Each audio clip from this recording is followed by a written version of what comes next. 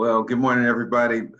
It is February 6th, 2021, and we are in class this week with our special guest here on I Represent the 2%. I'm so grateful to have with us one of the most important figures in track and field period. I was gonna say Southern California, I was gonna say Los Angeles, but I'm gonna say athletics, professional sports, amateur sports, AAU, NFHS, community college, Division I, Diamond League, you name it, he's had people there competing, U.S. Olympic trials, United States, the United States champions, Olympics, in the 80s, in the 90s, in the 2000s. And without further ado, I want to introduce to some and present to others. Coach James, he does have a last name, Coach James Robertson. Please, sir, please tell us, greet us and tell us a little bit about your background and how we came to be today. First of all, let me thank you for having me on, Amos. I really respect you for what you've done and what you're going to do in the future, because I think you are the future. Okay. Thank you. My name is James Robertson, and basically, I'm a track and field competition coach. I'm not a trainer. Trainers, they basically train people to do certain sports and stuff like that. But I'm basically a track and field guy, training athletes for competition.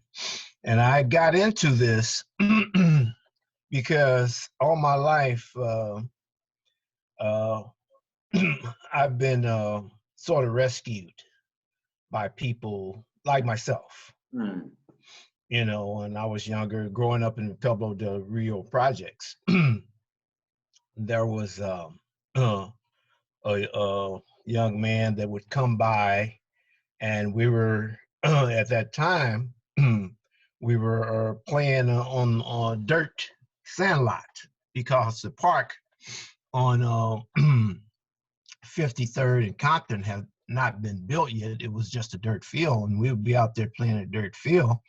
And this young man saw us out there playing, and he'd come by and see us playing baseball in the dirt, and with no equipment and stuff. And he stopped one day, and come to find out, he was a amateur baseball player from Arizona. His name is Vernell Guinness. Vernell Guinness. Remember that name, because he became a very popular young man in Southern California and all over the world, because he was a gang counselor, and one of the biggest gang counselors in the world. He went to not only in Los Angeles, he started in Los Angeles, and he started with us. Okay. That's who he started with. Okay. He bought us equipment and stuff like that, and then from that point, he would. Coach, you there? Coach, you there? And other people, Yes. Are you getting me? Yeah. No, you're back. You're good. Okay. Yeah. So I appreciated that from him, and from that point on, I just decided that when I got in position, I would try to basically do the same thing that he did. And so I participated in sports, had opportunity. Sports did a lot for me, so I figured I'd pass along and try to get in position to help others the same way I was helped. Yes, sir. But I didn't start coaching until 1978, when my son, James Jr., he decided that he wanted to run track in Los Angeles, and I needed to find a track and field club, and um, and inquired about a few clubs, and the Los Angeles Jets was a club that I decided to sign him up for. I signed him up for the club, and he did very well in the club. But after a while, maybe a year or two into the club, he didn't like it as much, and he decided to focus on his academics and stuff. And I decided to stay with the club. So I've been helping out with the Los Angeles Jets for 43 years. So, and helped with the Jets, high school, started coaching high school in '85. Okay. And coached at Crespi High School for 4 years because that's where my stepson went to school at. So I did 4 years with him at Crespi as an assistant coach. From there, I went to Fremont High School with Steve Lang, 89 and 90. Helped out with Steve Lang, helped Steve Lang out at Fremont. And after that, I went over to Dorsey High School and started helping Coach Ralph Tilley. You know, he allowed me to assist him over there from 91 to 2014. 25 years I helped out over there. So, you know, I was doing both age group and high school for at least 30 years. So it's been, when I look back on it, I wonder how I did it with a family and a wife and all that. And my beautiful wife Helen has allowed me to pursue my passion. Woo, Miss Helen. Thank you, sister. All praise due to Helen. Okay, because without her, anybody that's married and they're coaching and involved in sports, and they realize how much time is involved, and you have a family. I had 5 boys. I mean, you know, and I had to take care of them, and it's just amazing the way I did it. Yeah. And that's but you have to figure there was a lot of good time management going on, and that was important. Yeah, learning time management, and that's what so many of our people, our kids, need to know about is time management. You can do a lot of things if you manage your time properly. Yeah, it's amazing you mentioned that, because you know, as a high school teacher, as a trying to figure out how to coach, you know, along the course of this journey, going to clinics, hanging around, eavesdropping, watching other people's drills, saying, hey man, how did you like that? Have you noticed a change in the kids' ability to get their feet off the ground as a result of that, or is it just something that's cute? You know, you see some right. But I'm glad you mentioned time management, because so many of us have, you know, Debbie Allen, we got big dreams, we want fame, you know, and right, it starts with an ability to be where we say we're going to be and do what we say we're going to do when we say we're going to do it, right? Exactly. Exactly. And you allowed me to have my wires crossed this morning and still it's still gracious with it, so I appreciate that, because I was on time in the wrong place.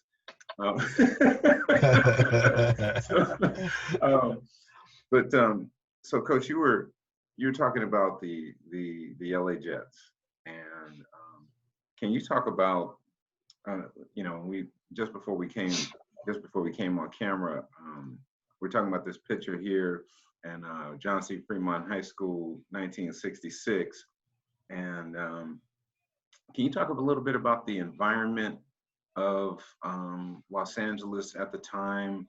I know, I mean, my father and all my uncles, my aunt, my mother, all went to Dorsey High School. They all Mhm. graduated from Dorsey High School. My uncle Henry Carr was the first Black student president at Dorsey High School.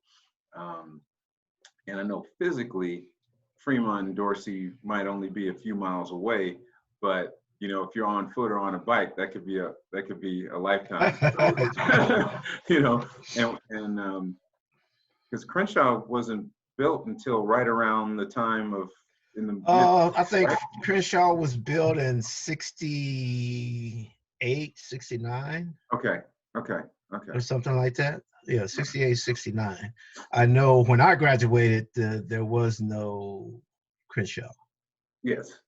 I graduated in 66. There was no Crenshaw. So 1966, you're 17, 18-year-old young man, graduating high school. You are, you're a Black man in Los Angeles, and the LAPD is a monster at the time. We're talking about the 60s with Medgar Evers, Malcolm X, Fred Hampton, Martin Luther King, John F. Kennedy, Bobby Kennedy right here in LA. Can you talk about your your perception of the world at that time as a late teen high school graduate, and where you saw yourself going? What was your ideas as it related to hope and opportunities you were going to have at that moment? Can you walk us back a few summers? Yeah, it's very interesting because when I came along, it was at a time of the Black Power movement was going on, Black Panther movement, mostly the Us organization, another Black organization that was going on at the time. And I grew up on the east side of Los Angeles, and a lot of the people that I grew up with became involved directly in the Black Power movement. And it was interesting. 65 was the Watts riots, but at that time, it was really strange in that during the Black Power movement,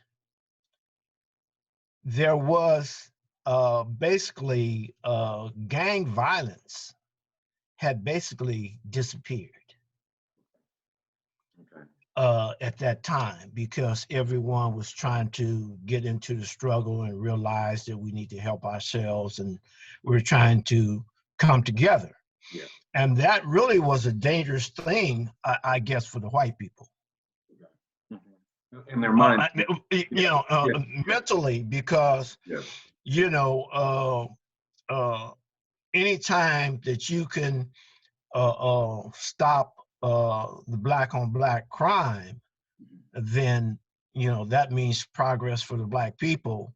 And that's very dangerous to other people because they consider us dangerous. Not that we're dangerous, No. but they consider us dangerous when we try to help ourselves. When we're trying to help ourselves, then we become very dangerous, because they figure that we're taking something from them, and really we're not. We're just trying to help ourselves. And really quickly, don't lose your place. I just want to throw this in.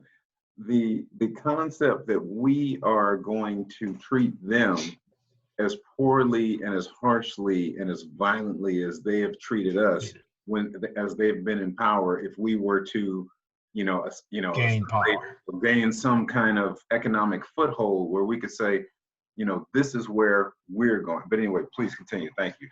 Yeah. So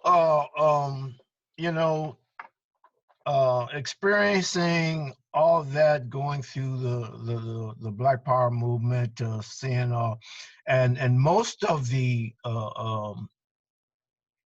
my friends that were involved in that, very educated, and that's what I have to say. During the 60s, they said we were poor and we had bad schools and stuff, but from what I remember, we had great schools. I mean, even the people that you thought were gangsters or didn't go to school and stuff like that, they were still very well educated because they could talk about what was going on in the world. Yes. You see anybody on the corner, I don't care if they never went to school or anything, they could still talk about what was going on in the world because the people I associated with, a lot of them were gangsters, you know, but they read the newspaper, they kept up with everything, and so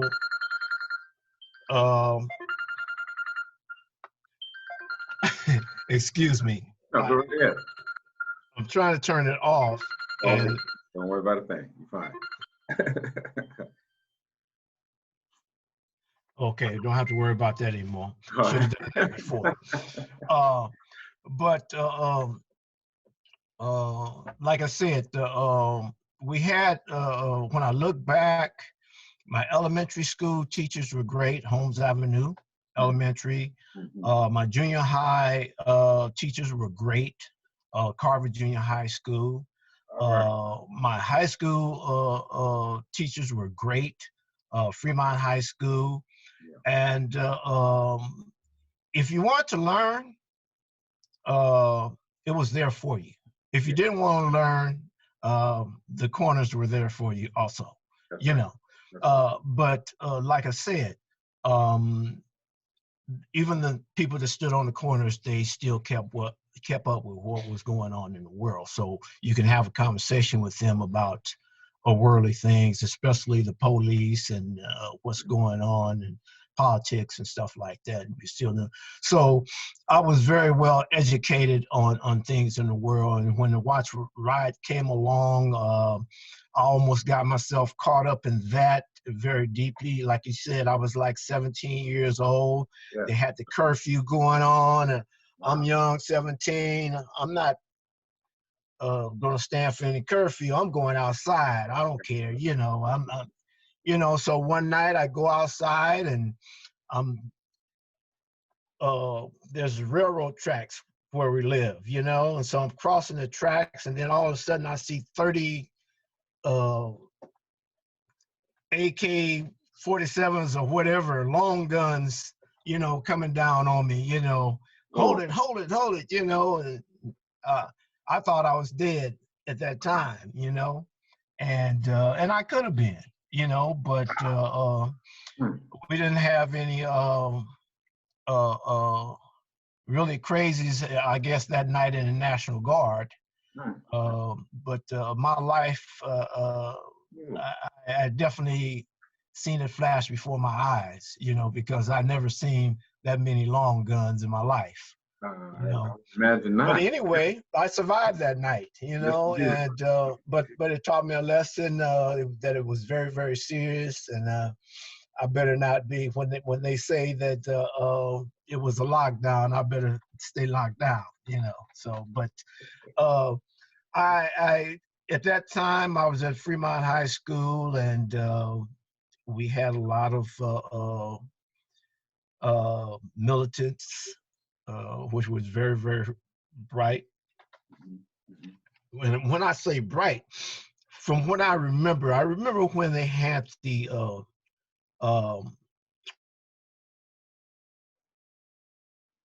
Central. When they had what? A shoot, not a shoot.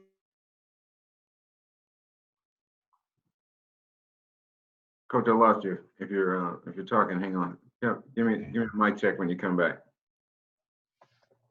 You hear me? Yes, sir. Go ahead. Okay. The Black Panthers, they had an office right there on 41st and Century, 41st and Central, and the ancestors are talking, because I was just about to ask you what were your memories of the first time the Los Angeles Police Department used the Special Weapons and Tactics Division, SWAT. But please continue. Yes, sir. Yeah, that was the first time, but not the only time. Yes. the first time, 41st and Central, and they surrounded the Black Panther office there, and the spokesperson for the Panthers at that time was Joan Kelly. Joan Kelly was a young lady that went to Carver and went to Jefferson High School also, which was my feeder school also. Before I went to Fremont, I spent a couple of weeks at Jefferson until Andy Bagjeen told me that my hair was too long and I couldn't go to Jefferson because I had over 2 inches of hair. Okay, but anyway, Joan Kelly was a spokesperson, and Joan Kelly was a student body president at Jefferson High School. So that's what I mean by it was mostly intelligent people that was involved in that. What people think was the Panther Party and stuff. A lot of intelligent. Angela Davis, who was very well known, very intelligent. But all those Panthers were intelligent. Yeah. Just in case people don't know. But that was one incident. And then I lived on the street when the tactical squad came and burnt out the SLA. That happened across the street from where I lived. When they burnt the Lizzie, a good friend of mine, she lived, her family owned those apartments. SLA and Patty Hearst and all of them were living at that time. And when the tactical squad came in, they burned down the whole apartment building. And the apartment building that I lived in, because they had the streets blocked off for about a mile. But when I got back to my apartment, it was like 200 bullet holes on my apartment building. Right in the front of my apartment, like the whole front of my apartment was just sprayed with bullets. Now, were you able to tell if that was coming out of the apartment building or the people trying to get out, or if they were just, I have no idea. Sure. How everything happened, because when it happened, I wasn't at home. Yes. I was away, so I couldn't get home because, like I said, within a mile radius, each direction, they had it all blocked off. And when I got home, the building was burnt down. They had arrested whatever was left, whoever was left in the apartment, whoever didn't get burned up in the building. And I saw my apartment building where all this had taken place. Right.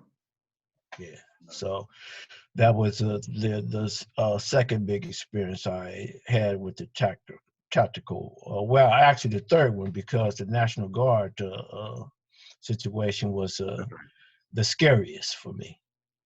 Yeah, man. I was in just one of those days, driving in LA and with this beautiful sun-bathed skin. And I was with a friend of mine. We were in Torrance, and we were actually right around the corner from the Del Amo Mall. This was, I'm grown at the time now. This was like 2000, this 99, 2000. We were on our way. We're about to have a Bible study. And, we get hit with the lights, and, he's driving a new car, no plates, right? He's got the little, DMV. The little sticker, yeah. Yeah. And so, he's slowing down.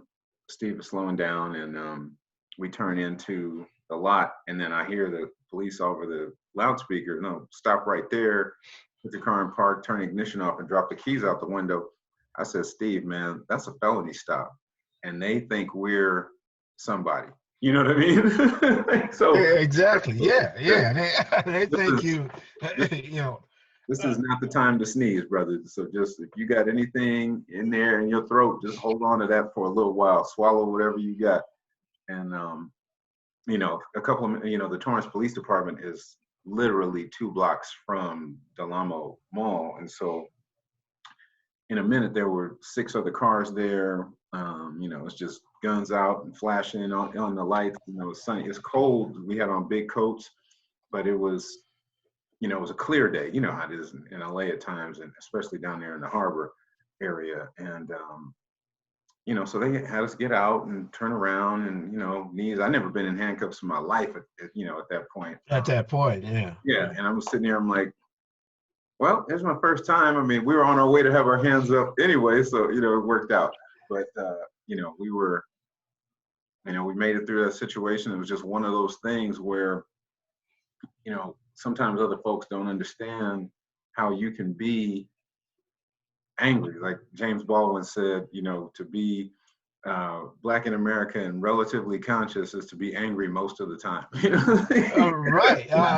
Yeah. I mean, if you look at everything that's going on and the lack of opportunities and stuff like that, and if you're human, you want to be successful, and that's what a lot of people don't understand. They think Black people don't want to do anything, but no. I think everyone wants to be successful. It's just a matter of having that opportunity, and when that opportunity comes, being able to take advantage of that opportunity. Yes, sir. Yeah. So let's stick with Fremont just for a little while longer. When I look at my dad's yearbooks from his annuals, excuse me. I look at the annuals from 57, 58, 59 at Dorsey High. The student population looked a little different than it did in the 90s when I was coaching over there and when you were coaching there, and different than it looks now. Right. You know, population at the time mostly white and Japanese, and then Yep. Blacks are just beginning to be allowed to move west to central in those 50s. So and that's when the valley starts to grow, the suburbs and all that stuff. Right. So but that's not what I want to ask you about. I want to talk to you about those Coliseum dual meets with Jeff and Dorsey. Classic. Classic. And who am I? Not Crenshaw at your time, but who else was in? It was LA. It was LA. Dorsey, Fremont, Jeff. LA, Dorsey, Fremont, Jeff. LA, Dorsey, Fremont, Jeff, and who else was in it? Jordan. No, Jordan was in. No, Jordan wasn't in the. You're talking about the Southern League. Yeah. Yeah, the Southern League. Manual. Oh yes, Lord. Manual arts. Oh my goodness. Yeah. Can't forget the arts. No. Yeah. Can't forget the toilers. No way. Yeah. Goodness, man. The toilet flushers. I'm wearing their colors right now. Yeah.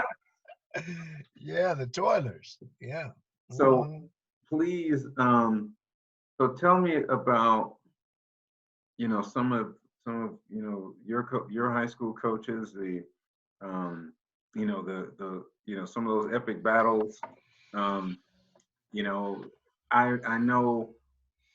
I mean, did you ever go to the Coliseum to watch the SC UCLA dual meets and stuff like that? All the time. I especially when I was in junior high school, I went to all the meets. Okay. You know, before I got to high school, I went to all the track meets. You know, Okay. And at that time, track and field. I don't know if your dad told you or not, but track and field, if you didn't get there early, you couldn't get in. There was the stands were filled. You're talking about track and field, okay? The stands were filled. Yes. And there was 2,000 or 3,000 people outside on the street. The streets were lined up with nothing but people that got there a little late or just came to hang out. I mean, right now, I'm still amazed at, I just wish I had taken pictures at that time Yeah. of what it looked like. Yeah. Because, I mean, people now would never, you wouldn't believe it. If you didn't see it, you wouldn't believe it. You know, wouldn't believe it. And so, yes, it was real exciting. And going to those meets really excited me. It was some of my best times. I mean, it was just great. I just fell in love with track and field, and I don't know, it became my passion. I mean, going to those meets and seeing these guys, seeing them compete. And what people don't realize is this. Let me tell you this. They talking about the gangs and stuff like that. Mm-hmm. All the gangs, they were so engrossed in their schools. I mean, they wanted their schools to win. They were all athletes never have to worry about people trying to beat them up or anything like that. Hey, man, he's an athlete. Don't touch him. Leave him alone. I mean, you know, we can't win without him, you know? Yes. And stuff like they protected all the gangs protected all the athletes. That's great. I mean, it's not like it is today. You don't know who's who. It's all about a color, you know, if you ran blue or red or something, you know.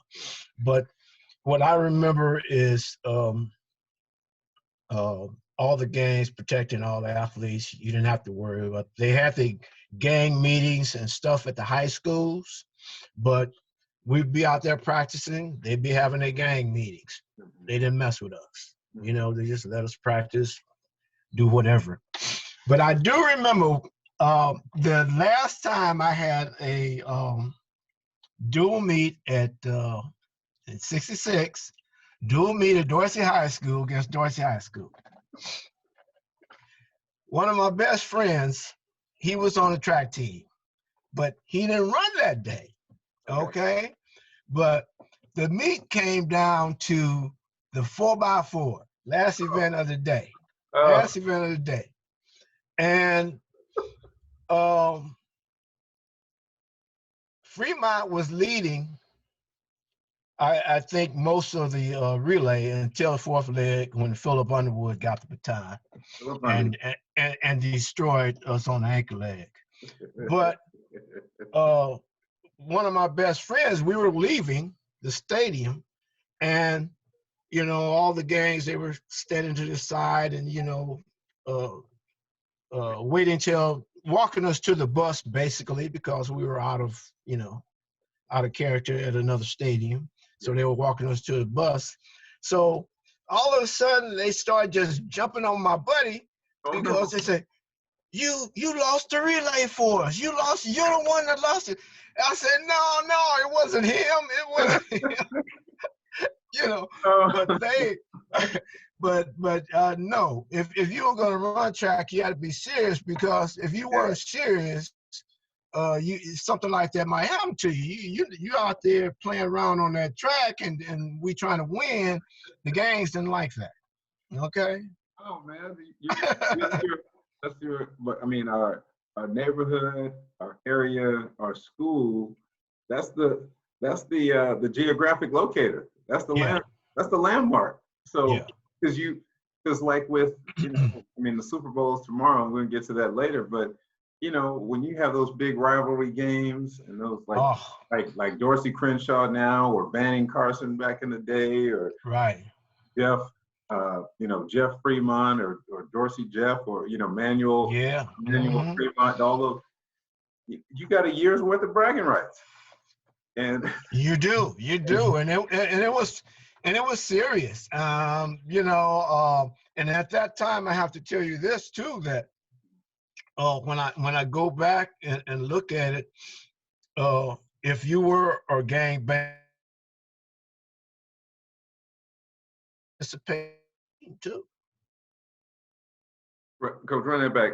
You said if you were in a gang, and then you went out for a second. And if you were good in a sport, normally you went out for the team. So we had gangbangers that were on the team also. Yeah. Okay. Yeah. And so that was a part of the protection thing too. Okay. But everyone participated because we were into our schools, man. I mean, the schools were royalty, man. I mean, it was unbelievable, but everyone was proud of their school, no matter what school you went to, and uh, at the time, Fremont had over 5,000 students at the time because there was no lock. Ooh. There was no lock. Okay. We Fremont took all the students from 120th all the way to Slauson.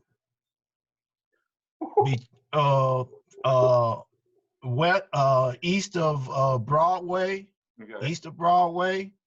all the way down to Central Avenue. Now, if you live across east of Central, you went to Jordan. Yeah. Okay, but from 120th all the way to Slauson, east on Central and west on Broadway was Fremont High School. Okay. Yeah, over 5,000 students. Goodness gracious. And it was a lot. My graduating class, I think, was 900. Ooh, that's beautiful. 900, my graduating class. That's awesome. And they were still having A and B then. A and B graduations? Yeah, think about that. They were still having A and B graduations. That's a full day. Yeah, because I was summer 66. I wasn't winter. So the 900 didn't include the winter class. It was just a summer class. No. Oh, okay. Wow. You had separate graduations for the winter class. Wow. Oh my goodness. All right. Yeah. That's okay. Man. No, that's beautiful. That kind of see, and this is why, like for me, I was fortunate. My dad dragged me to a lot of places, saw a lot of things, heard a lot of conversations, and I was able to, just be a sponge, and just be a fly on the wall, go and get the guys, bring the, he meet with his old player buddies, and because he and my uncle, Uncle Paul Carr, they who my middle name is after. He passed just last spring. Sorry to hear that. Oh man, the good thing, and well, I bring them up because him up specifically because they used to they had a motorcycle shop right next to where West Angeles is now on Crenshaw called Cycle Boutique. And but yeah, man, they, we were at, in the 70s and the early 80s when you were a kid, you just went. There wasn't no staying at home and all that stuff. It was like if dad, right. I mean, you out there, yeah.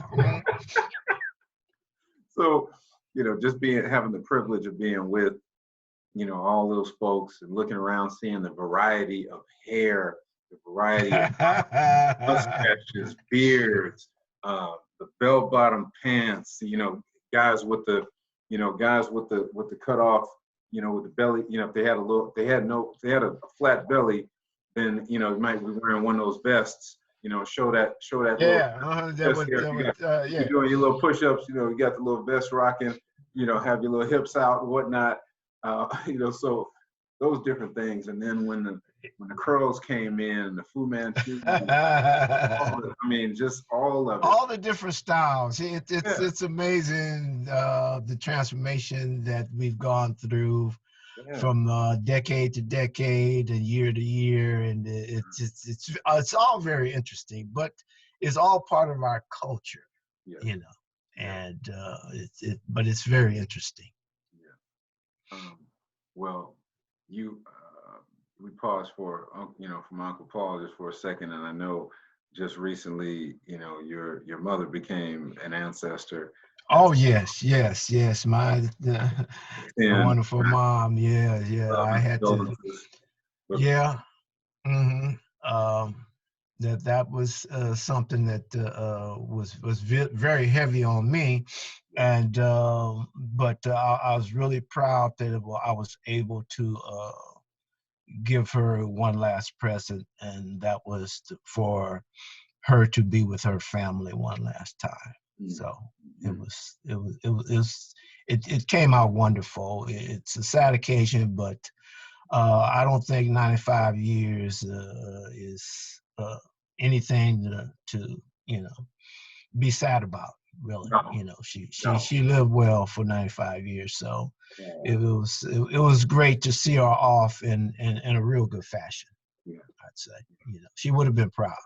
No, that's wonderful, and I was you think as much as people talk about social media being the bane of our existence, it's a blessing to be able to participate or at least observe what families are doing to honor their loved ones that have passed in this last year when we couldn't really be together. Oh yeah, that was the worst. That was the worst thing about this whole last year. It was and uh, I'm gonna say this because I believe it, Yes, sir. and I think my mom might have died of a little loneliness because even though she was 95, I still think she had another 5 years at least in her, if not for this pandemic and the separation of family, because she was a big family person, and as a family, we hadn't been getting together as often as we normally would before the pandemic, Yeah. and the pandemic completely shut it down, and it's not good for the mind to be separated like that, especially if you're an older person, if you're used to having your family around. Yeah. And it's devastating. Yeah. Yeah, I know it is. Yeah. So, but like I said, she lived a good life, so, and she went out well, so Yeah. it was wonderful, and it was good that I could share it with everyone else too. Yes. Yeah, we this it's crazy. I feel like partially, going back. I mean, you talk about 91. You were coaching at Dorsey. Um, Rodney King. Happens then, Yeah, all and the other stuff is still happening. it feels like kind of there's this parallel current that's running for in our life that our my neighbors don't all understand. Like, oh, what's going on? What do you think? You think Amos, you look like you're thinking about something. I'm thinking about a lot of things. Right. Oh, like you mean like stock market, like bills? No, I'm thinking about stock. I'm thinking about do I have my license, registration, proof of insurance right over my driver's Sun side? visor, yeah. Yeah, so I can just say, here Here you it go. is, without going through all the other crazy things that policemen may have had a bad day or something, and they I mean, it's for people that's never experienced it or don't live in an area where they're not harassed or for people that live in an area where they're not harassed. I'm gonna tell you something. It's crazy. It's crazy because they think it doesn't happen, but it happens all the time, and some people more than other people. And let me tell you something. If you live in a bad neighborhood and you're a progressive person, well dressed and neat, and uh, the police see you and see you, they see you and they say, "Oh, why is this guy so well dressed? He must be dealing dope." you know, and they want to stop you because you have a job, you work every day, you're well dressed, you're neat and clean, nice haircut, everything. Yeah. They want to stop you all the time, driving a nice car, you know. They want to stop you all the time because that's not supposed to be, you know, and it's a little bit crazy, you know. And if you haven't lived it, then you really don't understand. You really don't understand. Mm-hmm. It's crazy. Yeah. Let me just tell you about one experience Please. that I had. 1976. You know, I'm working every day and stuff. I said, I think I'm gonna buy me a new car. I bought me a baby blue Eldorado with all the bells and whistles and stuff like that. Bought me a baby blue Biarritz Cadillac Eldorado. You know, and that for people that don't know, that would be a wonderful thing and it's all nice and thing. But for 2 or 3 months, the police stopped me every other day. Every other day. They, and I'm not kidding. I'm not exaggerating. You know, like, what are you doing with that car? Exactly. What are you doing having this Cadillac? Aren't you kind of young? Aren't you kind of young to be driving this car? Aren't you kind of young to be dressed up, you know, 3-piece suit and all that? Sir, I work every day. This is where I work. You know, I've been working for 15, 20 years. I think I owe it to myself, you know?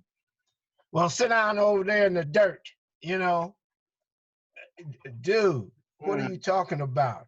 I'm gonna look under your car and I'm gonna check the numbers on the transmission and everything. Hey, you know, that's an experience I try to tell everyone, because if you haven't lived it, you'll never believe it.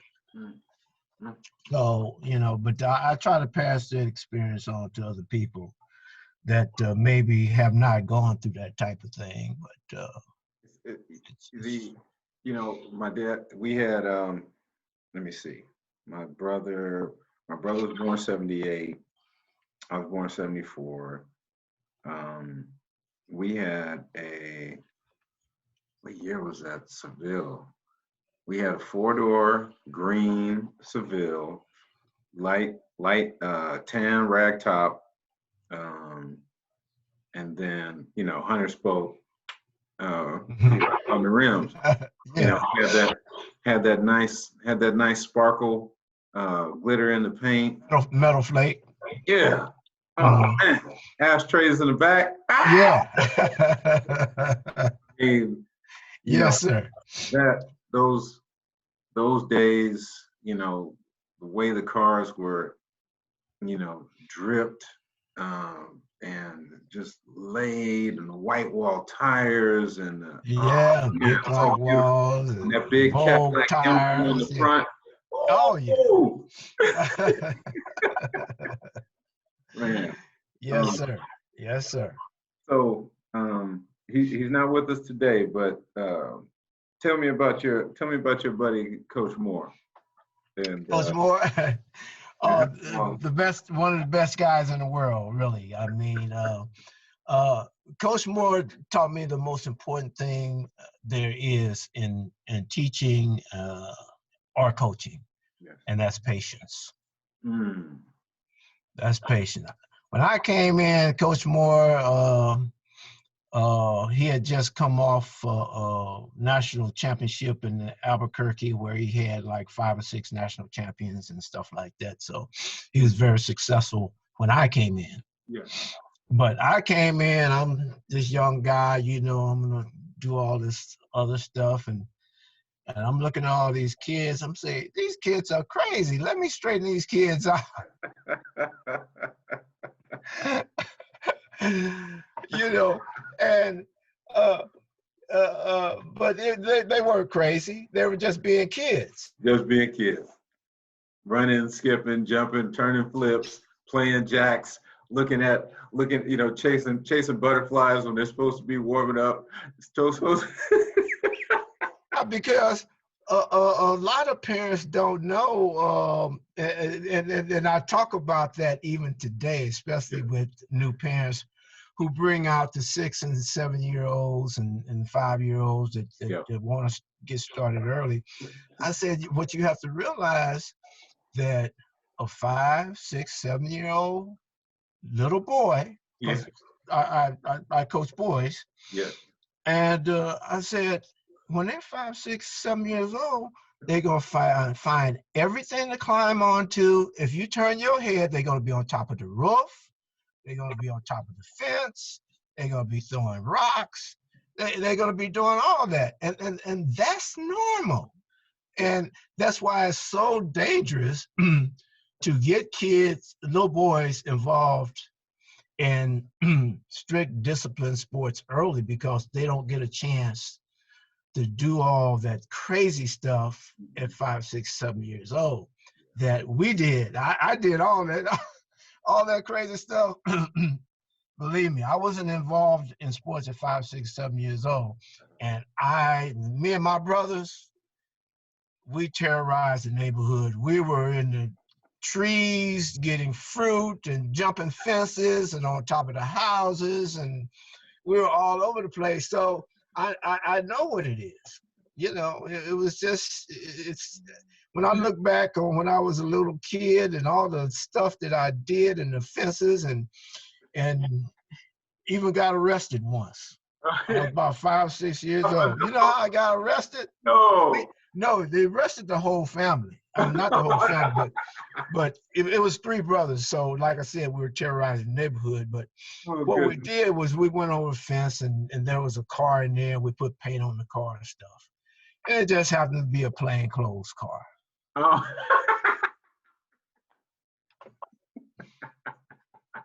Took us straight down to the jailhouse, Newton Street Division, police station. Locked us in a cell, then called our father. And he told him, keep him there for a while, just to teach him a lesson, So we ended up getting locked up at about 5, 6. I was about 5 years old. My brothers had to be about 6 or 7 because they were a year and then 2 years older than me. So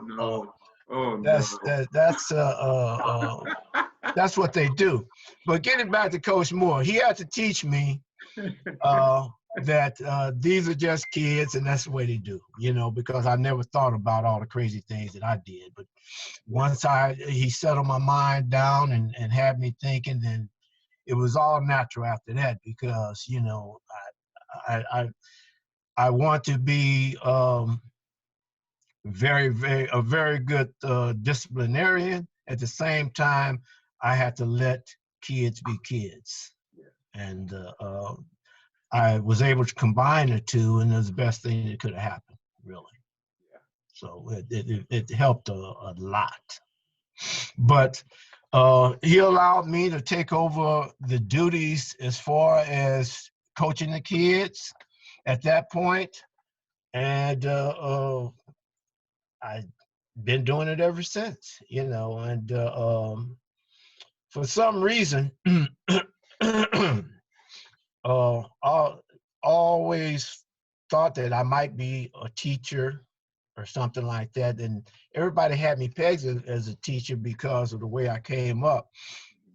It was 6 of us, 3 boys and 3 girls, 3 boys being oldest. And I was one of the brightest kids in the family. So when we were younger, we had to do our homework before we can go outside and play. But since I was the brightest in the family, not only did I have to do my homework, but I had to make sure that everybody else's homework was finished before I can go outside. There you go. So it sort of led me in that direction, and when I got to high school, all through school, from elementary school. A matter of fact, I went to a funeral years ago, and I saw one of my elementary school buddies, and he didn't recognize me by my name. He recognized me as that real smart guy in math. That's the way he remembered me, you know, but he couldn't remember my name, you know. And so I was always good at numbers. Yes. Got to high school, and I was bookkeeping, you know, numbers. You know, I became a bookkeeping whiz. They let me teach a couple of classes at Fremont because they would have, I got the opportunity to teach a couple of classes because. While you're a student. Yeah, when I was a student. Great. Yeah, because what happened is, you know, we had bookkeeping 4, one of the only schools in the city to have a bookkeeping 4 class. It's the same as accounting 1 class in college. Okay. Bookkeeping 4 class is the same as counting 1 in college. It did the exact same thing that they did in a college class. Okay. And so the bookkeeping 1 class, you know, if they had a teacher missing or something, they would have me go over, and they'd have another teacher sit there to supervise, and I would teach the class. Nice. So, you know, so everybody had me pegged as being the next professor at UCLA or something like that. But it never happened. But not that way. Not that way. Yeah. Okay. Yeah. But like I said, coaching is teaching. Coaching is teaching. And also became assistant in special education for 25 years. Nice. You know, because I started Westchester High School in special education in 1993. And I'm proud to say my first mentor, special ed teacher, was Regina King's mom. Oh, wow. Okay. King. Okay. She was my mentor at that time. And boy, did she teach me well, because she not only was teaching me to be as a special ed assistant, she actually let me teach the kids at Westchester, and she also let me test the special ed kids. Okay. You know, and which an assistant is not supposed to do. But grateful to her, because the experience I got from her made me a great special ed assistant. I could teach anybody's class, you know, as an assistant, you know, but I was 25 years doing that. But back to Coach Moore. And go back, the classroom experience and having, I mean, and I would say that they all bleed together, having the experience that, you know, on the field with the young people, recognizing those stages of development that young men, or not even young men, that babies are going through. If you're 5, 6, and 7, you're not a young man, you're a baby, right? So, and so for you to have that experience outside, and, you know, at the park, and, you know, in the stadiums, and traveling, and at meets, and corralling all the kids, and then to go into the classroom and, you know, have a more confined environment, but still take all those skills are transferable. Yeah. They are, and it just made me better in the classroom, and it made me a better track coach. Yes, sir. Because I knew exactly what was going on inside the class before they got to me. On the track. I already knew what was going on with them before, because I was already associated with the kids in the classroom. And so that kept me in tune to what's really going on. A lot of people, if you have not been in a classroom the last 20, 30 years, you don't have a clue to what is actually going on. You really don't. You really don't, because, and I had one administrator tell me that, you know, at Dorsey, because I was at Westchester for 13 years and moved over to Dorsey special education for 12 years. And Administrator Dorsey told me, she said, you know, you used to bring me all these kids and you used to say all these things and you used to work with all the kids and stuff.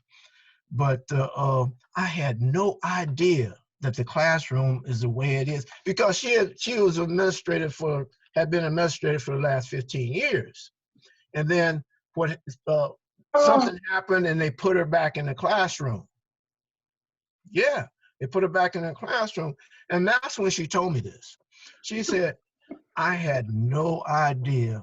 I had been out of the classroom for 12, 15 years, and I had no idea that this is the way the classroom was. And I told her, I said, yes, this is what it is, you know. But she said, I appreciate you for trying to inform me before I actually knew. Yes. But that was a great experience, and but I appreciate her for you know saying that it was eye-opening experience for her, because I know it is for a lot of people that weren't exposed to the classroom. A lot of parents, they drop their kids off at school, but they have no idea what's going on. Have a good day. Yeah. See you later. Hey, with this pandemic, they now know. They now know exactly what teachers go through. Yeah. They know now. Yes. Yeah. So it's a wonderful thing. I mean, some things happen for a reason, and that's I think is a good lesson learned for a lot of parents.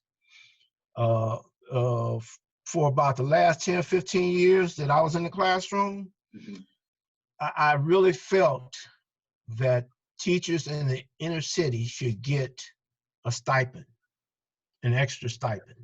Oh yeah, yeah. You know, because I tell some stories that people would not believe for teachers. You know, but can I tell this one? I just want to tell one. Oh, free. Okay. So this is your world. Okay. I call this interview, so please. Listen to this story. I'm at Westchester. I'm assistant in the classroom. Okay. Right. Algebra 1 class. All right. 45 students. Stop right there. That's the story. 45. No, just kidding. Go ahead. 45 students, Algebra 1 class. Goodness gracious. 15 special ed kids. Yeah. Yeah. 15 ESL kids. Okay. And 15 regular students.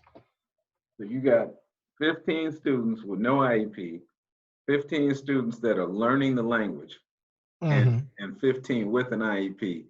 And you got your one assistant. One assistant, one teacher. One teacher. So 2 adults in the classroom and 45 kids. Hormone raging teenagers. And yep. and 30 of them with a defined situation that has to be addressed daily. You can't teach without addressing the situation first. Okay. But that's not all. Let me tell you the kicker. The teacher, it gets better.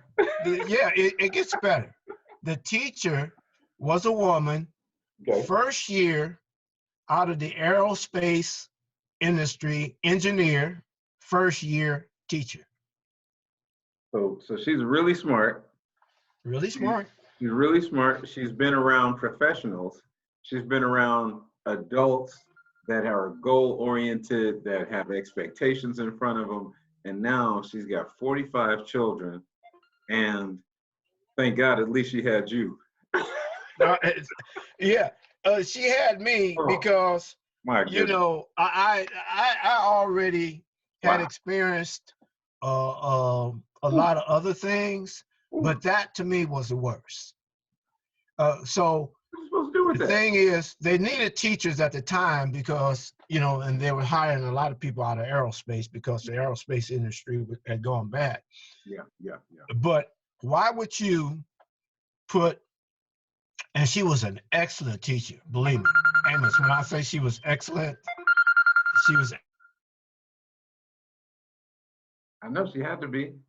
I mean, and why would you expose her to something like that if you want to keep her? If you want to keep her, why would you expose her to something like that? and that's her first year. You don't like. It's funny, and I've had a couple of conversations along this line, and it's something I actually want to look at a lot deeper in the future. But I've heard people arguing at times that our best teachers, right, that are, or I won't say, well, maybe not our best, but our most experienced teachers, right, shouldn't be over with the AP group, right? Exactly. They should be with the group that's developmentally 2, 3, 4 years behind. That need you. That can catch up. AP Yeah. students don't need you. We had AP teachers at Westchester that Yeah. had 5 or 6 kids in class. At the same time this was going on, 5 or 6 kids, AP students, they can walk out of class anytime they want. Yeah. The Anytime. AP students, they're going to keep doing their work. They're going to, bathroom, coffee. nothing's going to happen. They go get coffee, whatever. No, they're gonna do what they gotta do. Yeah. Yeah. And why would you? It just didn't make sense. It didn't make sense. But the tenured teachers always got their choice, and then new people coming in always got the worst. And if you're trying to develop education, that's not what you do. No. Not if you're trying to develop education. So quite naturally, they ran the person off. She was there for 2 or 3 years, and she said, "No, this is not for me." So. But go ahead. No, that's the story. Right. That's it. And there's so many. In my career as a teacher in the classroom and on the field with PE, and all of my schools have been. I mean, I taught at my first school that I taught at was Charles Drew Middle School, Compton and Firestone. Yeah. Mm-hmm. When I left Drew briefly, and I was working for MetLife, as a field agent. When I came back, I was teaching and coaching at Locke High School, and then so all of my schools on the east side, deep into our people. Yeah. Yeah, mm-hmm. But it was a constant thing where we'd have these new teachers. They come in, they get just smacked in the face with bombarded with all this stuff. 40 kids. Mm-hmm. Like you said, not just 45 kids, but 45 kids in an Algebra 1 class, which is really a 7th or 8th grade class. Mm-hmm. So the 45 kids they're struggling in math because there's one or two circumstances. Either they're, like you said, you got 15 with an IEP and 15 English language learners. Language learners. Yeah. So and then the other 15, they're struggling in math too because they wouldn't be in Algebra 1 in 9th grade. Exactly. Exactly. They would have had it in middle school. Yeah. Mm-hmm. So they're behind. They're behind. So And there's no way for a new teacher to survive, especially if they're coming on if this is their second career. Yeah. Like you said, right. Aerospace in the 80s was, or early 90s was, shot at the time. And I mean, now, aerospace is, is jumping, and, they've got contracts for the next 10 years in my area. Northrop Grumman, Lockheed, Edwards Air Force Base, people moving out here right and left, just boom, boom, boom, boom, boom, boom, boom. Yeah. So, but yeah, so you mentioned Fremont, and you were coaching there briefly with Coach Lang, and so was my man, my good brother that became an ancestor sometime back. Coach Willie, was he there at the time? Willie. Willie, I don't know Willie's last name. Willie's dark brown brother had a gap in the front. He was working with Lane for. Later on, I know when I was coaching at Locke, at Locke, that was 2002, 2005. He was there. I'm not sure if he had been there that long. No, he wasn't. At that time, he wasn't there at Fremont with us. No. We had. I'm trying to think of that family that ran track with me. They would come and help out with some of the distance runners. Okay.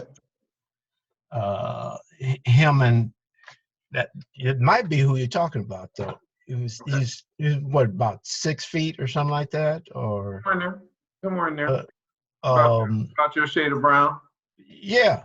Uh-huh. Yeah. Okay. I think that was one of the brothers. Okay. It was Willie and Lawrence. Okay. Was it? I think that's who you're talking about. There we go. Yeah. Yeah. He had just started, coming around and stuff. But those were the brothers that ran with us when we were at Fremont. Coach Lang and I. Okay. They ran at the same time we did. They were distance runners. They both were distance runners. So I'm trying to remember their last name, but I'm old, man, so you got to excuse me. Hey, man, all good. No, I'll take that. So we've gone around. We've got some background. We've done the preface. And we've definitely done the introduction. The other day, you shared a post, and you said, "I'm not a football coach, but a few of my guys, I've coached a few guys that did a couple of things over on that other place where they got lines and stripes." And I think it was about, there were about 20 dudes that had played in the league, Dennis Northcutt, and I'm, of course, it's just the names that I know that I was coaching at the time, or I was, Sharman Shaw, Kareem Abdul-Jabbar, right. Young Mickens right now is playing for Tampa Bay, yeah. And just, when Geddes went to Baylor and then, left the track, I was like, I can't. I remember somebody telling a story, and it was either you or Tilly or Coach Knox, and they were talking about David deciding he was, done with track, and I think it was something like him catching a touchdown pass, running into the end zone, and hearing 100,000 people screaming for him, roaring, yeah. Like, oh, he was hooked on that football now. He was hooked on it. It was no coming back to the track, and I really think he could have been one of the greatest quarter miles ever. But track is a difficult sport compared to football or anything else, mentally. Not physically, but mentally. Yeah. Mm-hmm. Yeah, the decision to be a great individual is a completely different animal to be a great piece of an organization. Of a team. Yeah, it's the difference is night and day. Yeah. So one of our other favorite quarter milers, my man Steve Lewis, is the Bionic Man. And the Bionic Man and Robot Martin. That's crazy. Roy Martin out of Texas, who his name was in the book as the fastest 200 high schooler ever for the longest time. Yeah, he had the record for the longest. Yeah. Must have been close. It was almost 40 years, I think. It was just somebody recently just went under 20 point just in the last. Well, the first ones, it was 2000. What's the present 200-meter guy right now? I think he went under. No, And what's no, that? Noah Lyles and who's the quarter miler from California? Vista Marietta at USC right now. I think they both. Looking at yeah, Michael. Yeah. Yeah, we know. Yes, we both. Uh-huh. It's Yeah. been a long time since you've seen a track meet. Can't call a name. Yeah. Yeah. He went under the record for the 200. They both went under the record for the 200, I think. But I mean, when we saw that, when I used to see that number, I saw 20.0. Mm-hmm. And I was like, I said, where's the film? I said, I need the tape. I need the tape. You need to see it, huh? I'm sure. I mean, I know we don't just put records in there for national records. I know you've got to have the bar up around the, around the turn, for records to count and all those things. Yeah, you got to have it. But I still, I'm from Missouri, and I need to see it. You got to show me this. Yeah. 0. Oh yes. I mean, whenever people do phenomenal stuff, then you want to see it. Absolutely. Not just hear about it. Yeah, man. You want to see it. So yeah, that's the same. But anyway, they got this thing going with it where they're supposedly training for this big race. So we're gonna see what happens here. But like I say, I'm a biased person because Steve is one of my guys. So, absolutely, yeah. So I'm a little bit biased, and when you're a fan of somebody, that's why I tried it. When I was younger, I was a fan. Yeah. Fan of this college, this high school, this person, this thing. Yeah. But as I got older, I found that you cannot be think rational when you're a fan of somebody. You're thinking with your heart instead of with your brain. That's right. And you're gonna make so many mistakes. So I stopped being a fan and just thought about individuals, and not so much as being a fan of different people. Yeah. Well, you've had a track record of success with these young men, dating back, as you said, the '78 with the LA Jets, with Crespi High School, Fremont High School, Dorsey High School, working at Westchester. Any kid that showed up to Jackie Robinson Stadium could get a workout. Get a workout. That's the deal. If you want a workout, you can get one here. So when I met you, I was I obviously seen you at meets and things, but we met and I started coaching football over at Dorsey in '98, and I was early 20s myself, and I'm sitting around here. I mean, Tilly's we're not blood, but that's my uncle. The Tillys live next door to the Wellingtons on Orange Drive from the '50s on, and they're still next door to each other. Yeah. So, I mean, he's seen me from the belly to now, Right. So from the time you were born, he know who you were. Yeah. Exactly. The first sweats, and I didn't. The only reason, and I won't say the only reason, like it's a small one, but in '89 when I had the option of going to Dorsey like everybody in my family or going to Fairfax, unfortunately, brothers were getting shot in the face. Yeah. It was a dangerous time at that time. Yeah, I mean, because I had the option, I was like, okay, I haven't heard about this happening over here. So I'm going over here. I'm gonna stay closer to home. I don't have to. I don't have to leave I don't have to leave Pico and Hauser, cross La Brea, cross Crenshaw, get all the way over to Farmdale, and have to get all the way back.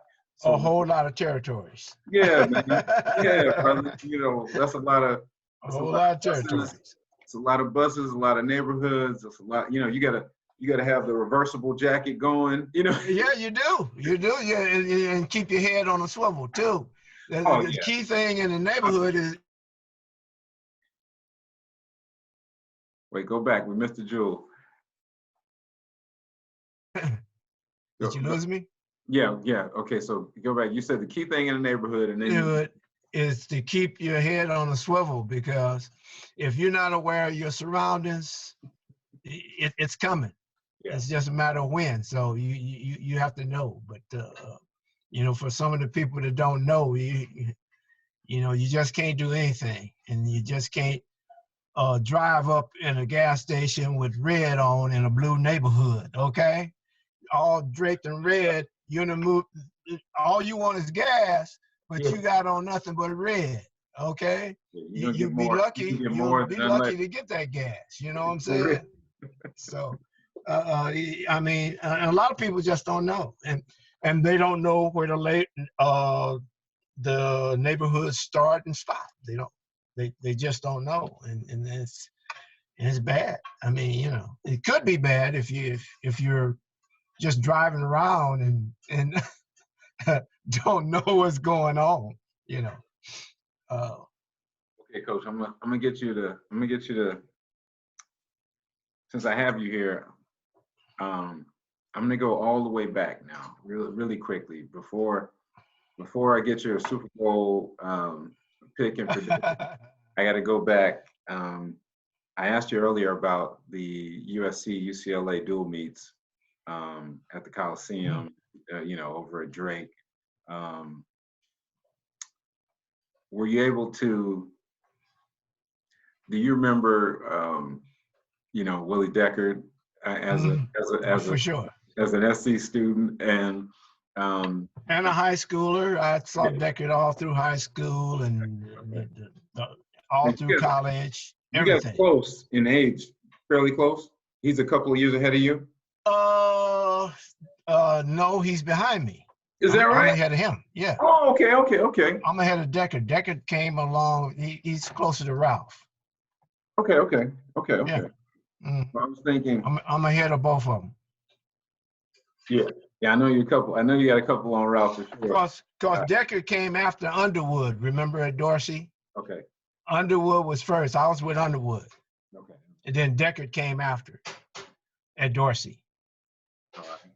Now, do you remember a community college transfer from San Francisco, Coach James? OJ, yeah, I remember OJ. Yeah.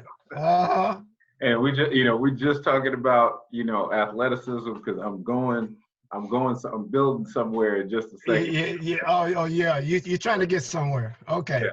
But on the field and on the track, you got a couple of juice stories or a couple of juice memories out there? No. When he was at SC, I was a big fan of OJ. Yeah. And one of the biggest reasons was the fact that he ran track. Yeah. He's a track guy, and he ran track and JC transfer, and just had all the opportunities and took advantage of the opportunities that were presented to him. And man, I mean, I was just a big fan. Yeah. Of everything that he had done until all this stuff came up, and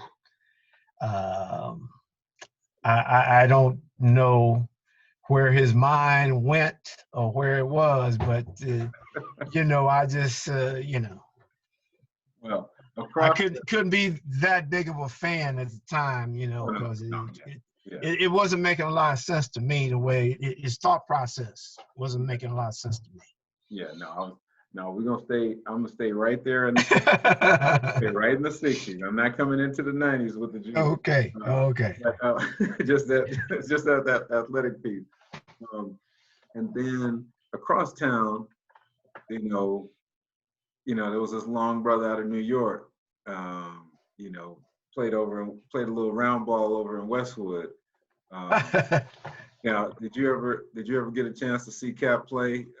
You know, Kareem, Lou Alcindor at the time, and then I never got a chance to see him play in person, but I watched every game. Okay. You know that if there was a game on TV, I watched it.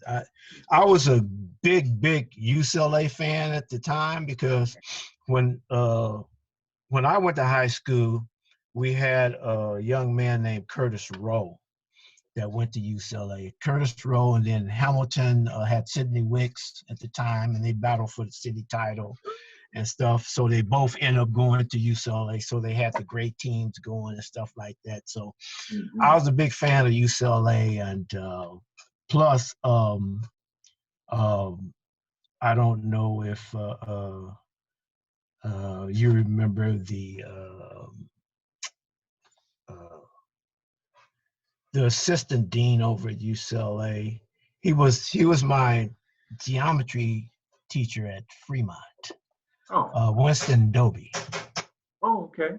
Okay. Winston Doby. He ended up being assistant chancellor for 30 years at UCLA. Wow. And he's one of the greatest black minds that I've ever seen. Mm-hmm. He had the ability, talking about a teacher. Like I said, in our classrooms and in our school, we had gangsters and we had kids that, and if you came into his classroom, something about him just made you want to just be nice and listen. I'm serious. I mean, I don't have any other story like that or any other teacher at any level that was like that. What better testimony could you have about an educator than when you cross this man's threshold of his classroom, you straightened out. You know what I mean? I mean, there was, I don't remember ever being anybody talking out of turn or any confusion. I mean, to me, that's amazing because I've been in a lot of classrooms. Absolutely. I mean, yes. And when I look back on it, I said, man, I thought it was great at the time. I knew it was great because I had other classes, and the other classes weren't like that. Yes. They weren't bad, but they weren't like his class. Yeah. He just, when he spoke, it was like listening to Martin Luther King or somebody speaking. Wow. Hey, let me just listen. This is not the time to be talking. And it was amazing because I don't believe that anybody in his class got a lower than a C in his class. Okay. Because everyone was listening. Mm-hmm. And I just thought, and I still feel that he's one of the greatest teachers that I've ever seen. And I was really upset when he went to UCLA and became an administrator. I was, because, this is my thought. And I've seen it happen in my lifetime many, many times. Yeah. Whenever they get someone that can elevate a lot of people, they have a tendency to draw those people away from us. Mm-hmm. Oh, yeah. And I looked at it as they were taking a lot of opportunity from other kids that didn't have the experience that I had with him. Yes. That's the way I looked at it. Yes. Even though he was elevating himself. Yes. And going on, and he did a lot of good things for minorities at UCLA. A lot of things. He was, got a lot of kids in UCLA that wouldn't have normally got in. But at the time that he left, I just thought it was like desertion, And I just hated the fact that the other kids didn't have the opportunity to experience what I experienced. Yeah. Which was great. And His greatness. I understand that sentiment, because we, in the pursuit of not necessarily a title, but the idea that you'll be able to serve, the masses, as it were, would you go up to the larger institution or this, that, and the other. That leads me to another, just a different, a spin on that same thought, which is, earlier we were talking about Blacks' ability to, we're redline, so you couldn't buy west of Central, Right. Mm-hmm. Yeah. just period. West of Central and north of Florence, at the time, it was all you had to be, outside of that area. Yeah. And so, I'm not sure exactly who I want to credit with this statement, but different Black thought leaders have stated at different times that integration is one of the biggest detriments to our community, because prior to that, when we were segregated and we had to be together, the doctor, the attorney, the entertainer, the coach, the dope dealer, the town drunk, Yeah. Uh-huh. fencer woman, we were all on the same block. We all went to the same Exactly. church. You're all in the same village. Yeah. Mm-hmm. So at that time, you can understand the possibility of the statement saying, okay, it takes a village to raise a child, when everybody's kind of together and have the same line of thinking, same similar philosophy on what's required of children in this neighborhood to survive at the lowest level, and then to excel and thrive and succeed. So yeah, I understand. I feel you on that.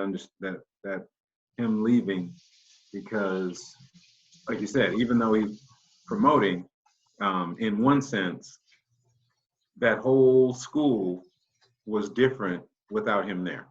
Yeah. Yeah. And that's the way I felt. Yes. Yeah. Yes. Yeah. That's the way I felt. Yeah. Okay. So I asked about the juice at SC, 60s only. And then Kareem Abdul-Jabbar. I'm going to tell you a quick story. My man Danny Williams, and Danny was in my class at Drew, and he was a fantastic junior high athlete, and I just knew he was, on his way. He was going to do some fantastic things. Well, a couple of years later, I'm coaching at Locke, and he's at Fremont. Coach Lang is coaching him up, and Danny's now he's 6'4", and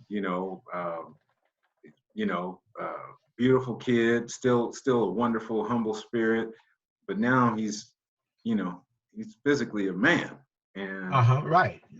we set up the pit on the Avalon side near the scoreboard, and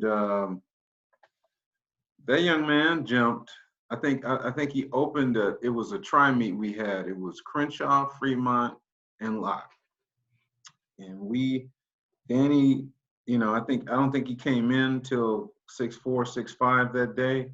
Mm-hmm. And he had a clean 6'4", had a clean 6'5", 6'6". He might have passed 6'7", came back at 8, and cleared the bar at 7 feet that day. And at a freaking dual meet, you're like, dual meet. I'm like, what is this? Yeah. Because I'm like, what are you doing jumping 7 feet at a dual meet? Boy, you're supposed to do that at Cerritos. The state meet. You're not supposed to be doing that now in April. That's for next month. But they were going somewhere, and think about your top 3, and I won't say your top 3, because but pick 3 performances, if you will, that are, that you will, hold on, that will be there I mean, if I'm taking one of your athletes, two of them have Obi Moore and Morningside. One at what's that school over there in West Covina? Arcadia. Arcadia. running down that poor baby from Morningside, and then he did it to him again at the state meet. I'm like, oh Lord. So, and in terms of high school, Angela Williams, just German Fernandez, Hollowell. I mean, there's just names.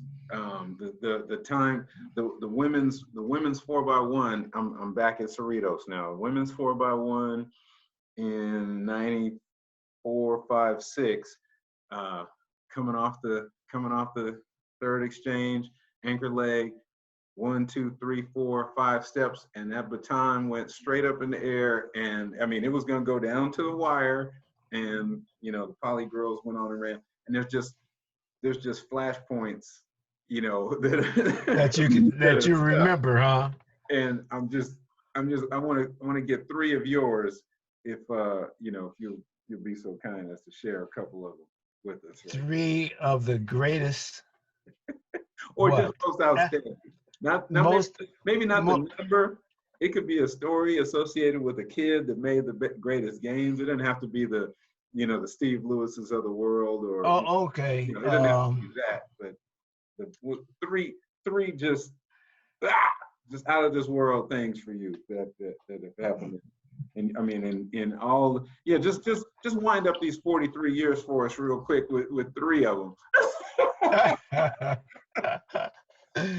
Oh man! Now you talking about track and field overall or my athletes?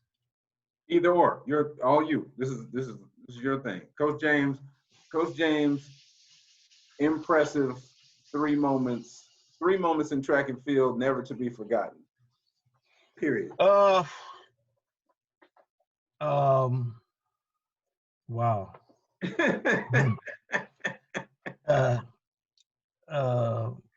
If you want to most people add a too, go ahead.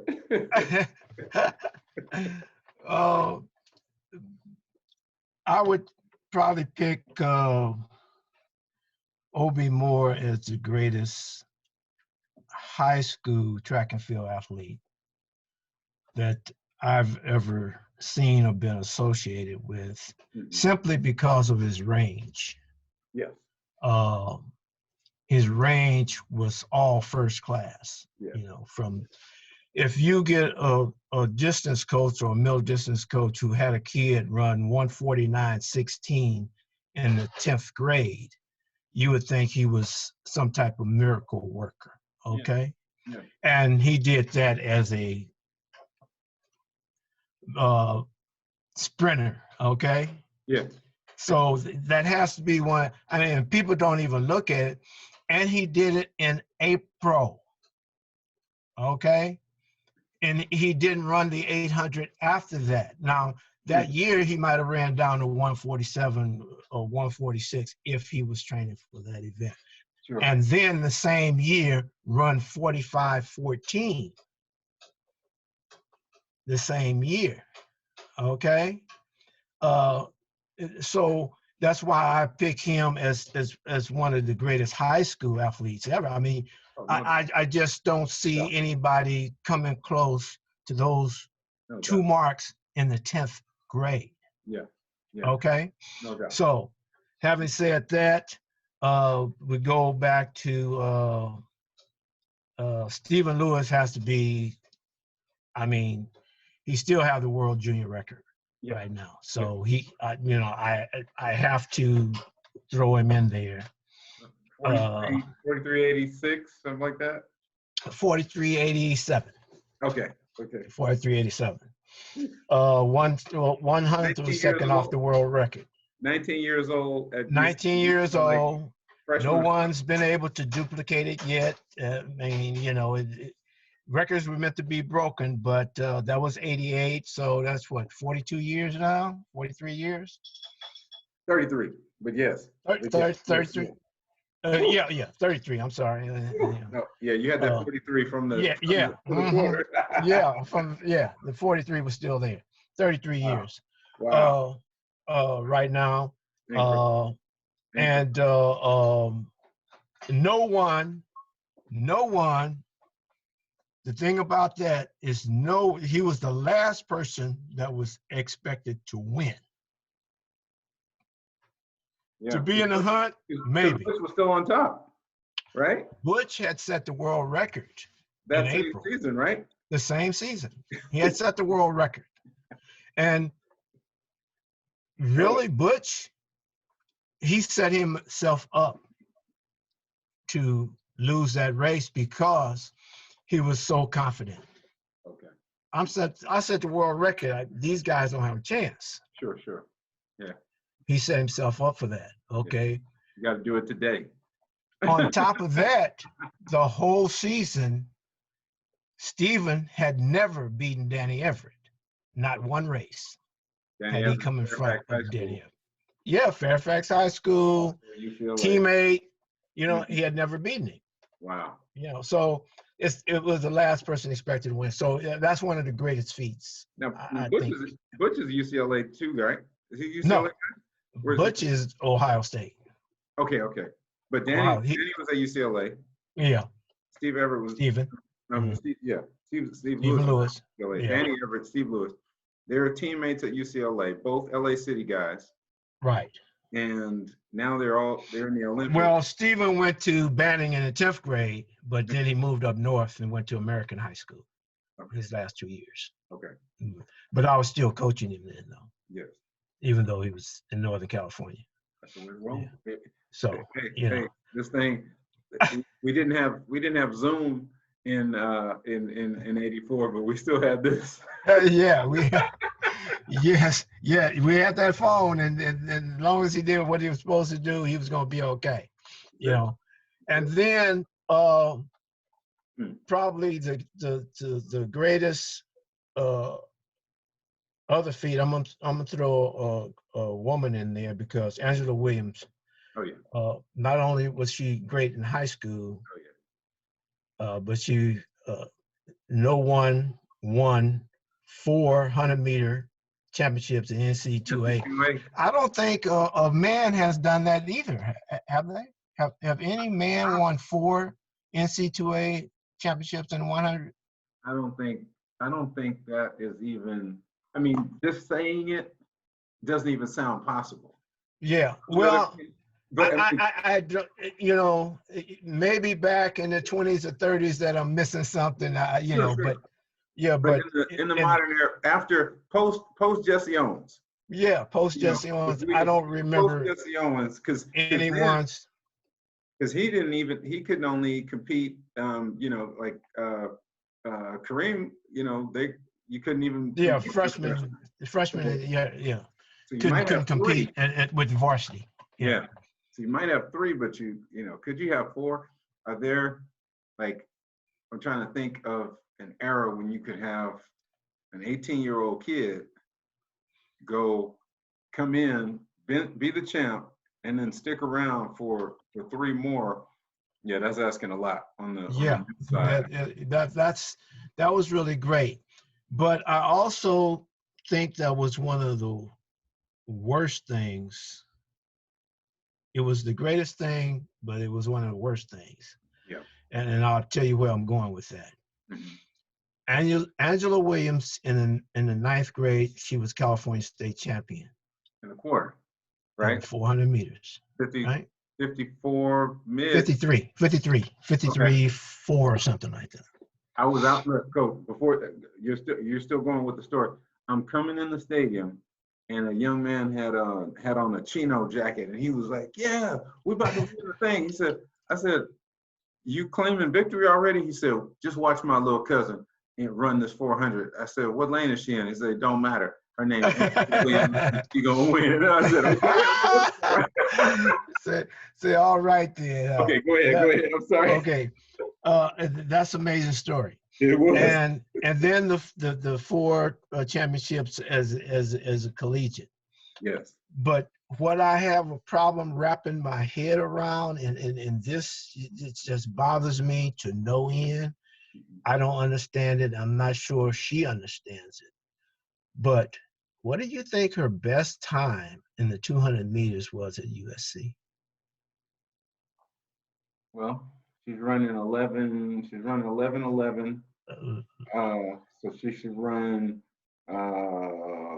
She should run 23 flat, 22:89, 22:95. What was the best? her best time was 23.2 at USC. 4 years. 20, but those 23 is a high school time. Yeah, yeah. That's what I'm like. Okay, 20. That's what I'm 23. saying. If 20, she's not, if you're 11 flat consistently, 11-1 consistently, you got to be low 22s in the 200 meters yeah, to even think that you're in shape. yeah. Hmm. You know, and it being that she won the 400 meters Mm-hmm. as a ninth grader Yes. at 53.4. Yes. So you know that she's small, but she's powerful, Yes. and she's fast. Yes. We know that. Ran 11:11 as a high schooler or something like that. Yeah. Okay. So I'm just not. I really don't understand what happened. She doesn't understand what happened. But I will say this. I think that it was a sacrifice or something made for that 100 meters. There was a sacrifice made. And I think it was a career sacrifice because I think that she might still be running if she had thought, just like in education, you think of the whole child. Yes. Not just, this child is just good and he's an expert in math or he's an expert in English, so we won't worry about the other stuff. Mm-hmm. No. That's one thing education taught me, that a whole child is better than a child being an expert in one field. Yeah. Yeah. He has the child has, percentage-wise, has a better chance. Mm-hmm. And life, to me, is all about percentages. If you play the percentages through life, I don't think you're going to have a lot of problems. Okay. You're going to eliminate a lot of problems if you play the percentages. What's my best chance of being successful? If I can make everything that I do, make it better. Yeah. Yeah. Then if something happens in this area, I just move to another area because I'm well-rounded. I can do it all. That's right.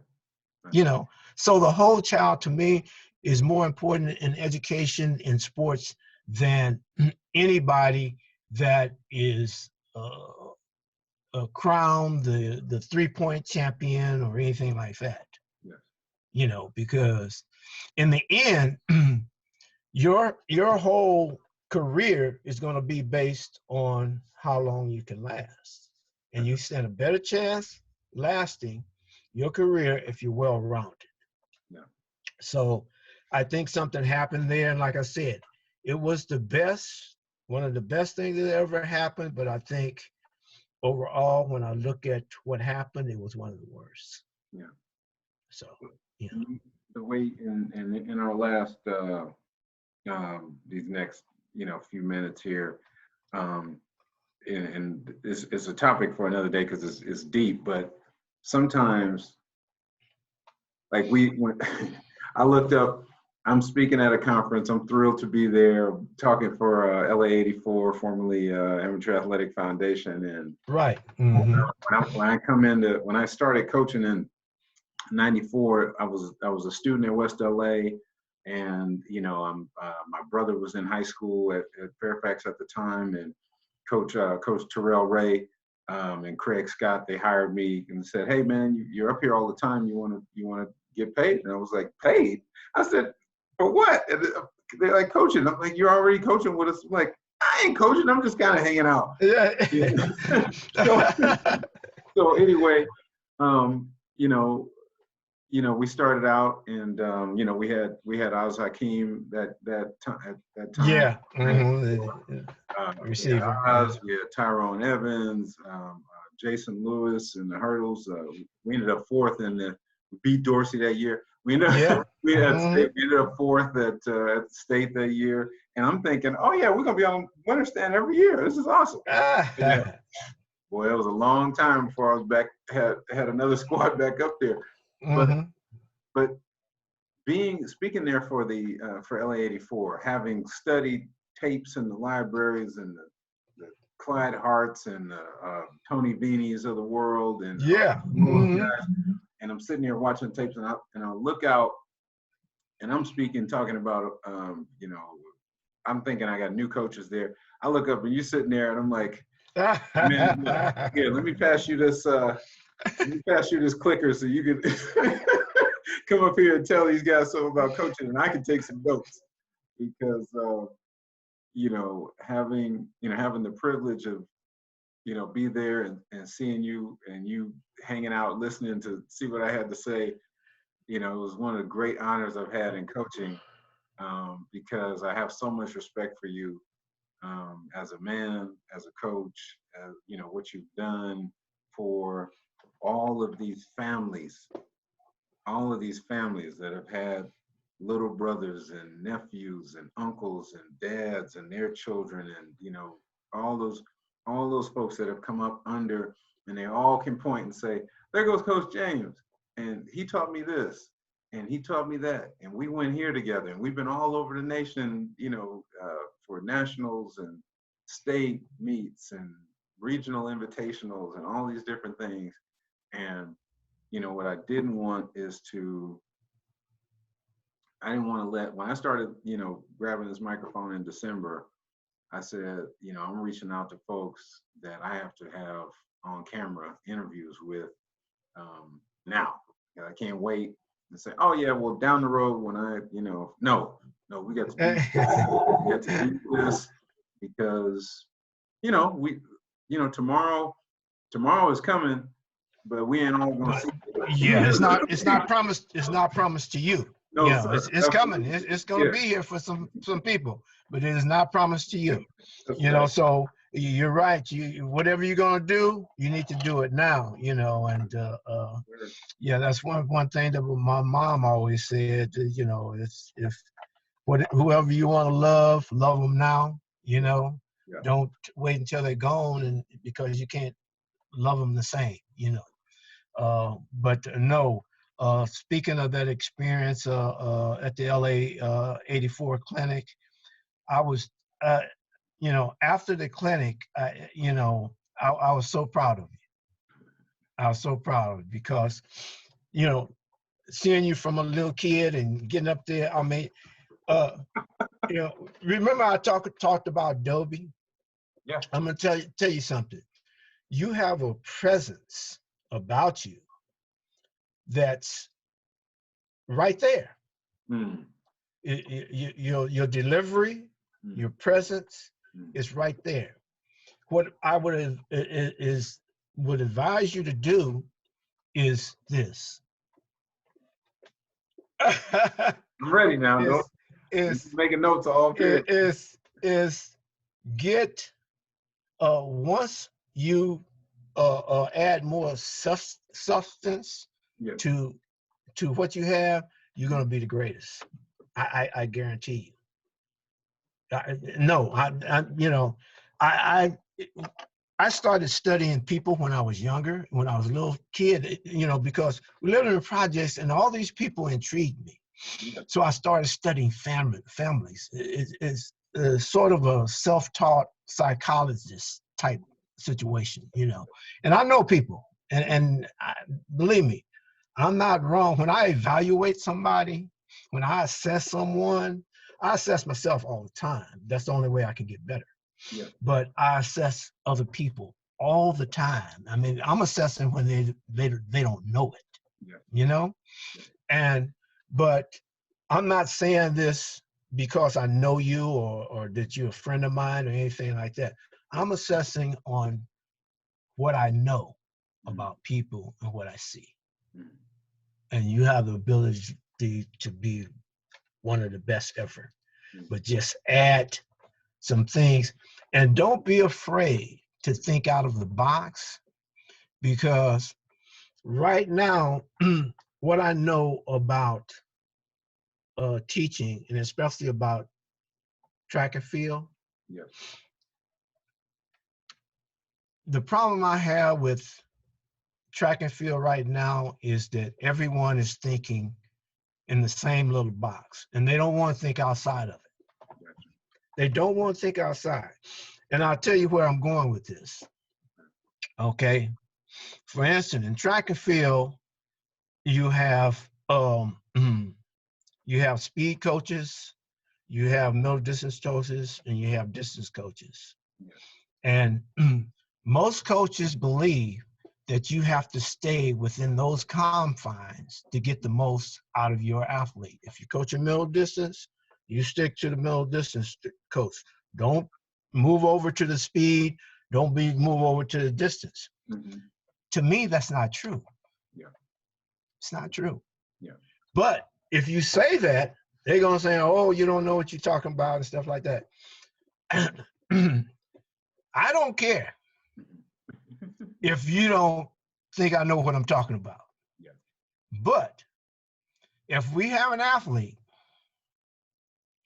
with the same abilities, and I'm thinking the way I think, and you're thinking the way you think, your athlete is never going to be my athlete. Yeah. If they run 20 times, I'm going to win 19. You're going to look up and win 1. Okay? So you don't ever have to believe what I'm telling you. Yeah. But no, because, you have a right to your beliefs. This is America. Yes, absolutely. Yeah. But everybody's thinking in a box. And I'm going to give you another reason why I believe that. Because what I did is I looked at America's performance in the Olympics and World Championships in 1,500 meters. Okay. Now, what I saw until recently, I think, 8 years ago, the guy from Oregon or something, he won something, but we hadn't won 1,500 meters in an Olympics, a major event, in 100 years. Yeah. In 100 years. 100 years. In the 15? 1,500 meters. Wow. Okay. 100 years. Wow. Now, wait a minute. We're just getting started with this. Okay. We have some of the greatest high school distance runners on the planet. Yes. Yes. I want you to tell me, with all the great coaching and because we got really great distance coaches and all these clinics and everything that they're promoting and they're teaching, and you sitting there and you're learning and stuff. Yep. Where do these kids go? Do they go fall off a cliff, or where do they go? No, think about it. Where do they go? You know where they coach, like in my area, and I think and I hope if we go out in a minute, I'll just send you the link back just so we can keep talking. But I think I got about like 3 minutes, so I'm not going to take up much time. Okay. But we're, it's interesting that you asked that, because in my estimation at this time, not because of the fall off, because this generation of student hasn't even seen, they never saw the Coliseum. They don't even remember that the Coliseum had a track in it. You know what I mean? Right, exactly. So it's not the, attention. It's not that, but, I think, like you said, people think so confined in their patterns. In the box, that when you think that you're sitting there, you put a kid in a box, right? You take this kid and you say, oh, you're, no matter how you look, oh, you ran, when we tested, you ran further in 45 seconds than anybody else did. Great. Let's put you over there and you run the mile. So now you just go hang out with the distance people. Exactly. Yeah. There's not enough cross-pollination. So I'm with you on that, because I believe in training athletes, not sprinters, not jumpers, not vaulters or throwers.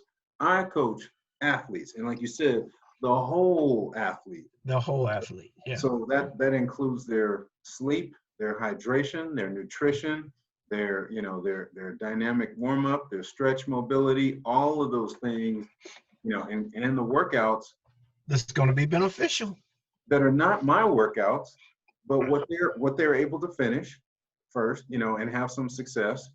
Sometimes some periods of challenge where they're going to fail, but they're going to understand why they failed at it, right? And exactly. You have to challenge them. I don't care how great you are, and that's where they make a mistake. Also, they figure, oh, he's so great, I don't need to do this. But you have to give them areas where they can fail. And if they're good middle distance runners, they're going to fail at sprinting. They're going to fail at the distance runners. Yeah. That's the area where you can create that mentality that you're going to lose some races. Yeah. You're going to lose some stuff. You're not the greatest ever. You may be the greatest in your event, but there's other areas that you need some work in. Yeah. So absolutely. Yeah. I really have to use the restroom. So hey, let me. Well, I'll tell you what, we're right at 2, and I want to, I don't want to lose our. Let me tie this up, and then I'll call you right back, or you can be when you are free. Okay. All right. But, ladies and gentlemen, we have been in class today with Coach James Robertson, and I am so grateful to have the opportunity to have spent these 120 minutes. 120 minutes. Wow, that's just running down. That's a conversation. Man, that's a beautiful one, and it just lets you know we don't talk enough. But I'm glad we were able to record this one. And Coach James, your mother didn't give you the name Coach, but we did, and so I thank you for allowing us to, thank you for being with us today, and for honoring your mom, and with your work and representing your family so well all these many years. Just want to thank you, and we'll see you guys again soon. Okay, thanks for having me. I appreciate it. My privilege, brother. Thank you. All right, I'll call you. Yes, sir.